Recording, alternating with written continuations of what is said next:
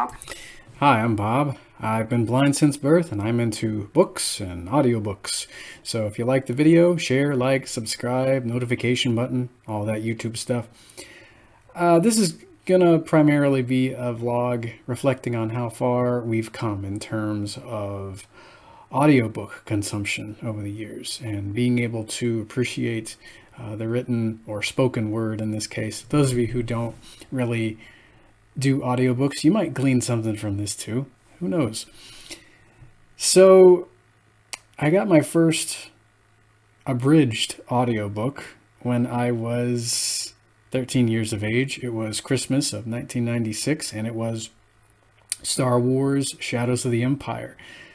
I had just gotten the Star Wars trilogy on VHS around the holidays, and I'd gotten my first Luke and Snowspeeder and 3PO and TIE Fighter pilot, and I was just having a ball with this thing, with this 3-hour long romp from Tatooine to Gaul to Coruscant. And it was narrated by the amazing Mr. Anthony Heald, who will always be one of my favorite Star Wars narrators. One of my favorite narrators of all time, period, I should say. And I had a blast with it because, you know, the movies are 2 hours and 20 minutes, 2 hours, 20 something minutes a piece. And so I was thinking, man, you know, we get almost 40 minutes of additional material here. This is amazing. And I read and I reread, or I listened and re-listened, I should say, to this book time and time again. And it was amazing to delve into a world outside of the Star Wars movies for the first time. Now, I didn't realize that the books were abridged because, you hear the words abridgment by so-and-so, or you would hear them in the 90s productions at the end of some of the novels, or maybe all of them. I didn't really listen to the end credits. I just kind of turned it off when it went to that. And the word abridgment was probably on the packaging of the audiobooks on cassette, but I never really had the book jackets, or my equivalent to the book jackets, read out loud because I didn't want to know what was going to happen in the books if I could help it. So I listened to abridged titles until I get to Star by Star, the New Jedi Order Book 9 in 2004. It had been out for a couple years, but I was just getting to that one.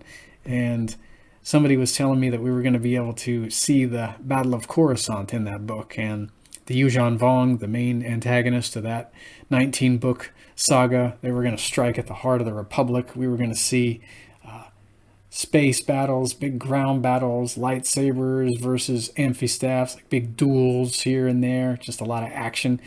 But the Battle of Coruscant wasn't in the abridged title, and I was thinking, well, now I know what the difference between abridged and unabridged is. I always thought I wasn't missing too terribly much because I'd looked up what that was online by then. And I went to Books A Million because I was just really troubled after I read that or listened to that book. And I have a buddy pull down the paperback edition of Star by Star, and I knew that the audiobook was 3 hours long, and I asked what the length of the book was, and I think it was around 680 pages, maybe something like that.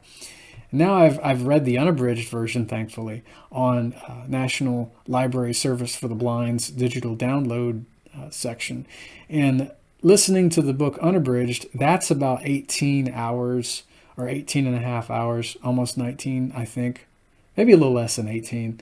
Maybe 17, something like that, 17 to 18 hours complete and unabridged. So if the abridgment is 3 hours long and the unabridged version is, 17 hours long, they cut way more than half of that book out of there.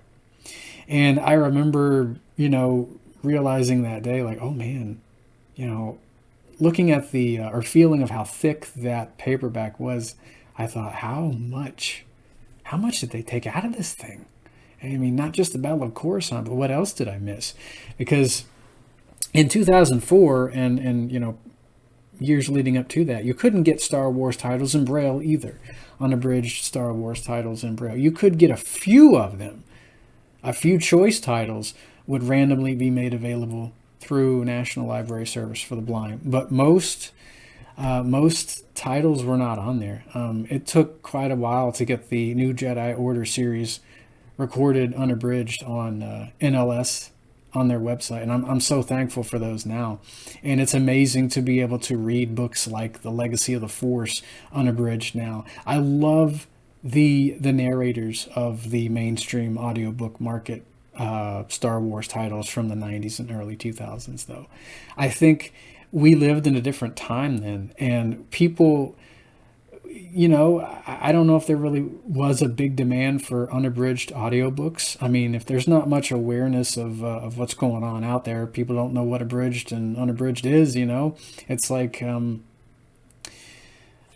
I don't know. There were probably all kinds of factors to consider too. Like back then, you had to produce your cassettes or your CDs in the 90s and early 2000s. You had to make the packaging, the material to fit the discs or the cassettes in, and that cost more. I think a lot more had to go into just manufacturing the things. So maybe abridgments were easier on everybody in the long run. I don't know. I know Stephen King has always done his works unabridged. I remember getting Dark Tower 4, Wizard and Glass in unabridged 18 audio cassettes, and they came in this huge box that to me looked like something a crock pot might fit in. I remember it was just massive, and now I think maybe The Cat from Hell and that little short story could have fit in that box. It was just so huge, but I was always thankful for unabridged titles, and I still am. I mean, think of going to see a Marvel movie or a DC movie, okay? And your movie is noticeably trimmed in certain spots. You were told that there was going to be an action scene in this movie, and you were looking forward to it, and that action scene isn't there. And you're told, oh, we did it for time constraints, reasonings, that kind of thing. I consider unabridged audiobooks to be director's cuts in a way. Maybe that's not such an apt analogy, but it's what the author had originally envisioned, what they had painstakingly sat down and thought of, like all those action scenes that didn't make it in there. And it's amazing to see now how far we've come since those days. Now you can go on audible.com or wherever you buy your audiobooks digitally, and you can find a ton of unabridged Star Wars canon titles. Maybe we'll eventually get more unabridged Star Wars Legends titles. And Mark Thompson, he was reading the Star Wars titles when they were still abridged, and it's amazing that he was there when they made that transition. He's also another stellar Star Wars narrator. I love all those guys. I mean, and for what the 90s were, it was still wonderful to be able to at least listen to some of those abridged titles, because Braille was and still is very expensive to come by. And it's cool now that you're just able to put a book on a digital recording. You don't have to pay for the manufacturing of the tapes or the CDs. You don't have to pay for the boxing and all that stuff. And it's much easier to probably now record it digitally. And I mean, how far we've come. Now we're able to go on Audible and actually read titles that we never even had on audio in the 90s. Marvel books like Spider-Man Carnage in New York, or The Lizard Sanction, and other books from that Diane Duane trilogy. That was another Spider-Man trilogy that I've always wanted to read. So you can read so many more titles now that you weren't able to read in the 90s. And I will say it's wonderful to see how far we've come over the past several years in terms of audiobooks. I mean, if you guys like abridged titles, I mean, I don't even know if you're able to find them anymore, for one thing. So, but if you still like the Clef Notes version, that's okay.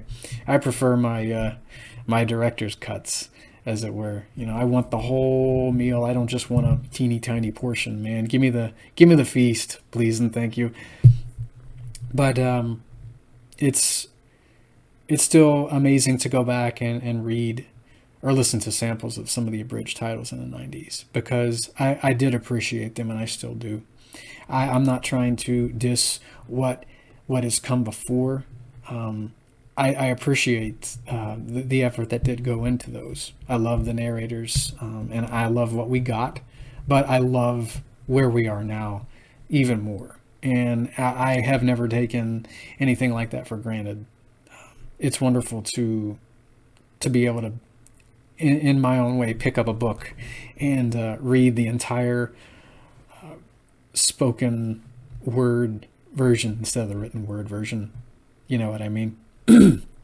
So yeah, I can't wait to see what else is on the horizon in terms of technology over the years. I mean, we're able to produce audiobooks in no time flat now, and they're probably more cost effective, like I said, and it's wonderful to be able to have those more readily accessible to everyone who might need to read the audiobooks. And Braille is still important too. I am literate in Braille. I have been since age 3 or 4, and I write it. I practice it every day. I check out what titles I can from the library for the blind. I think that's very important too.